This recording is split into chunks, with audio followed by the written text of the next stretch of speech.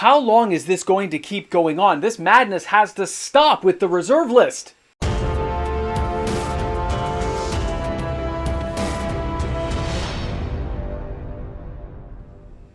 Hi everyone and welcome back. MTG Moxman here. Thanks again for hanging out with me on my channel today. What if there was a pick of 10 cards? The top 10 reserve list cards that MTG Moxman believes that every player should own from the reserve list. Which cards are the most important? Why do I think that they are the most valuable cards you should be adding to your collections? Well, I've done that for you. I've added a list together of the top 10 cards. After combing through hundreds of cards, these are the top 10 cards that I believe every Magic player should own. So you know what? Take a minute, watch these top 10, argue, disagree with me, or agree. I can't wait to see your opinions on this. Let's get this ball rolling. So here we are starting out at number 10. The top 10 cards the Moxman believes everyone should own from the reserve list. And number 10 is Time Twister. Now, Time Twister is a very expensive card. Make no bones about it, it's a pricey card. But if you can get your hands on one, you should. It's 1 blue, 2 generic for a sorcery card that says, set Time Twister aside in a new graveyard pile. Shuffle your hand, library, and graveyard together into a new library and draw a new hand of 7 cards, leaving all cards in play where they are. Opponents do the same. So imagine this, and this is the only power card that is allowed right now inside of Commander, the most popular format in Magic. This card, after you own it, it becomes a conversation piece unlike no other. It went from being the lowest piece of power to being one of the most expensive pieces of power as the game has evolved. And that's why this card definitely comes in to the top 10, and it is my number 10 position. The fact the price is so cost prohibitive has no bearing on it. It's still a card you should own if you could afford to get one. So way to go, Time Twister. You are my number 10 pick. It's an amazing card, guys. If you can afford to get one, I highly recommend doing so. Now, our number 9 card comes to us from Stronghold. This is Mox Diamond. It's had a lot of highs and lows, guys. This thing's been up and down in the market space for years. I remember this thing being $150, and I ignored it to my own detriment. I only own one of them, and I wish I had 4. So what is the number 9 card all about? Well, Mox Diamond is a 0 casting cost artifact. When Mox Diamond comes into play, choose and discard a land card or sacrifice the Mox Diamond. Add 1 mana of any color to your mana pool. Play this ability as a mana source. So it taps for any color you need. You can get it out on turn 1. You can lay a land, tap and get a Soul Ring, discard a land, put the Mox Diamond into play for 0. Look at the mana supply you would have available to you. You could Time Twist on the first turn. It's insane to think that that's where you can go with cards like this, but it just shows the road of this card. It started so low, and it has a long highway ahead of it of increased value if you can afford to get one. Our number 8 card is Time Spiral from Urza Saga. This card is very similar to Time Twister with some notable drawbacks as well as a few advantages. It's a 2 blue, 4 generic sorcery that says, remove Time Spiral from the game. Each player shuffles his or her graveyard and hand into their library and draws 7 new cards. You may untap up to 6 lands. The fact you get to untap your lands means you basically get to cast this thing for free. If you have cards that let you go outside the game to get this card back, like a Ring of Maruf or the like, this card can be cast multiple times. You just have to put it in the right deck with the right build. The fact this card's only $125 US for a near mint copy, and you can find beat up copies for less than 90 bucks, why do you not have this in your collection? This is the reason why this card is my number 8 pick, because this card is just too awesome to pass up. Now, number 7 on my top 10 picks of cards you should own is Ancestral Recall. At a price tag of $4,600 US for a near mint copy, this is a very expensive card to own. It is one of the Power 9. Now, this card acts as an instant. Draw 3 cards or force an opponent to draw 3 cards. Well, in 99% of cases, you definitely want to draw those 3 cards. This is not legal in things like Commander, but it definitely sees Vintage and Legacy play. It has all kinds of kitchen table magic, and depending on the rules and formats you play with, This thing is just an auto-including your collection if you can get your hands on it. It's one of the best, if not the best drawing card ever created in Magic, which is why every other card is designed around it. The price is the only thing holding this thing back, and the fact that, let's face it, drawing 3 cards on turn 1 is totally insane, and most people just think that thing should be banned outright. I still play with it all the time, by the way, and that's why it's the number 6. Now, number 5 is Lake of the Dead from Alliances. Not just for the artwork, but what this card actually does. Number 1, it's less than $100.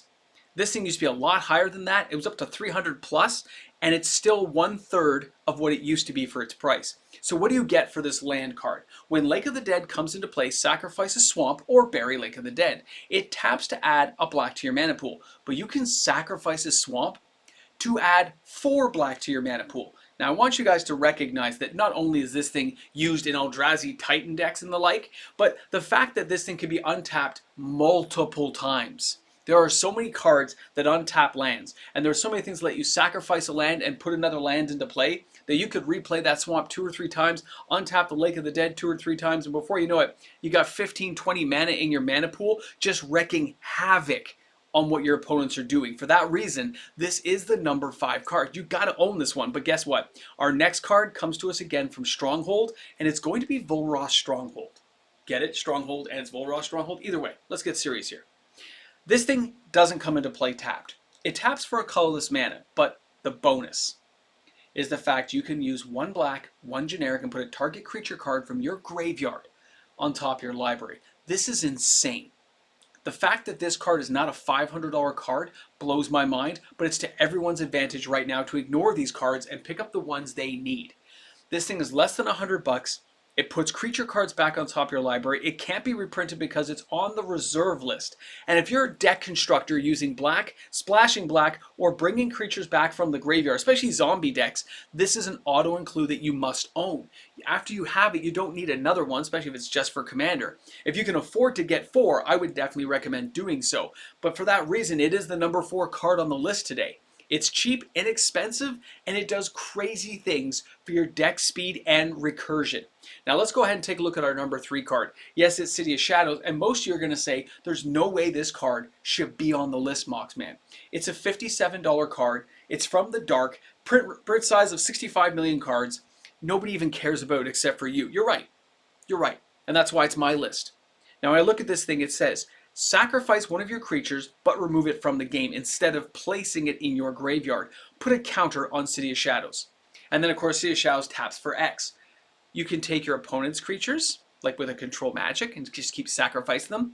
Somebody tries to take control of your creature, you can sacrifice it to get the problem out of the way so it doesn't become a bigger issue later. This thing in token decks, generating massive amounts of mana by tapping and untapping it and sacking multiple creatures. There are so many ways of utilizing City of Shadows that most players don't consider that it's almost like it's gone under the radar for far too long. The fact this thing actually reached $200 at one point, way back in 2023, just tells me that people are ignoring the card, they let it drop, they don't care, and if you don't own a copy yet, I do recommend picking one up. It's like $40 for a lightly played copy. Come on, guys. We all know this is an affordable card that may see future use gameplay that people just don't expect. Now let's go ahead and take a look at our number 3 card today. The number 3 card is going to be Copy Artifact. Now, Copy Artifact has seen tons of sales. This is the revised edition. There's Alpha, Beta, Unlimited, Collector Edition. There's lots of copies you could buy, but this is still the most inexpensive one for the most part. This thing comes into play. You select an artifact and play. This enchantment acts as a duplicate of that artifact, and it is affected by both enchantments or artifact spells. So one or both affect it. The copy remains even if the original is destroyed, which is great, but the fact that we could bring this thing back over and over again. We used to use this with Chaos Orb, and we'd bring it back with the Skull of Orm over and over and over again. Blowing things up every single turn was just insane. But that's a really simplistic view of using this card now, and especially since Chaos Orb is banned. But you can use this with Jester's Cap. You can use this with all kinds of Moxes, with Mox Diamond, Mox Tanalite, whatever you want to use it for. There were so many ways of copying spells, including Time Vault, that made this card just disgustingly powerful, and it's underrated. It's only now that you're starting to see more play in Commander and blue control decks that it's starting to see a lot more resurgence of price, value, and desire. So keep it in mind. Now our number 2 card, and this is not just going to be Savannah from Revised, but all dual lands. Okay, if you can afford to get dual lands, there's a reason this is number 2. If you can afford to get dual lands, you need them. If you can afford them, get them. You don't trade them, you hold them. They're a lifelong component of your Magic collection. You're going to hold these things for the rest of your life. The prices are down overall, still about 20 to 30% off where they were a couple of years ago. They're not the all-time highs even back then, but they shouldn't be. There's still a lot of cards that are heavily played that players can pick up. Yes, you want to get nicer copies if you're hoping for a better cost-return analysis later on, but for the moment in the market space, most players just seem to desire them to play with. For that reason, I'd say just buy one if you can get one. Work your way up. 200, 250 bucks. Trade things in like Sheoldred or Ragavans. Work your way with some of your modern collection to get a card that you'll never have to replace. It won't be outdone. It's on the reserve list. Its value is eternal as far as the Moxman is concerned. And for that reason, this card definitely takes the number 2 spot. Now, you're probably wondering what the number 1 card is. If all these dual lands are taking the number 2 spot, what card could possibly be in the Moxman's top 10 pick that is worthy enough of getting the number 1 spot? Well, this is it. After a lot of consideration, guys, I had to go with Wheel of Fortune from Revised. The fact that this is only a 1 red and 2 generic sorcery. All players must discard their hands and draw 7 new cards. It's not like people are keeping a library of Leng inside their decks to stop the discard phase. It's not like there's not multiple ways of bringing this card back, utilizing it to your utmost advantage to get new cards into your hand. And the fact this thing sees play in so many formats, I can see why players used to really believe this would be the most expensive card to come out of Revised in the long term. I still believe that is going to be the case as the years go by. Because after you own the card, it becomes part of your collection. You don't get rid of it. And yes, we have a 600 million card Revised print run. That's a huge number. But Magic is even bigger. It's going to last longer, and players are going to add these to their collections and never let them go. If you can afford to get one, I don't care if it's heavily played, treat yourself to a card that you're never going to have to replace. This is the number 1 pick that I would give you right now, in my opinion, at this time and space of Magic's collection. This stuff is just worthy of being added to everyone's collection. Well, there you have it. 10 cards I think you should own. And now, you're thinking I was going to put Soldevi Excavations on that list, didn't you? I'm disappointed in myself as well. A big shout out and thank you goes out to all the fantastic patrons we have here on the Moxman's channel. Because of the wonderful supportive patrons we have, we get to see videos every day. These video contents are made possible because of the patrons, YouTube membership members that support this content every single day of the week, year, month, wherever. You patrons rock. I know, we're here at the end. I know, it's late at night, it's like a Timmy's coffee. If there was cards I could add, guys, beyond this, Hall of Gemstones, Retribution of the Meek. I would probably also put in a whole slew of these low-level cards that are just so quirky that they mess people up. They never see it coming. Cyclopean Tomb. Come on.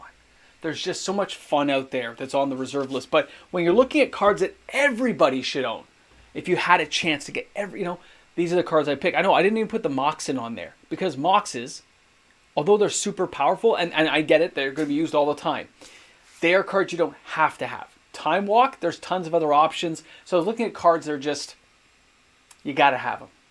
And that's why this list was put together. I hope you guys liked it. I hope you had a good time. Thanks for stopping by the channel, of course. And I'll see you guys later, all right? Multiple videos I think you'll probably see because I've been a busy boy. All right, see you soon. Number 9.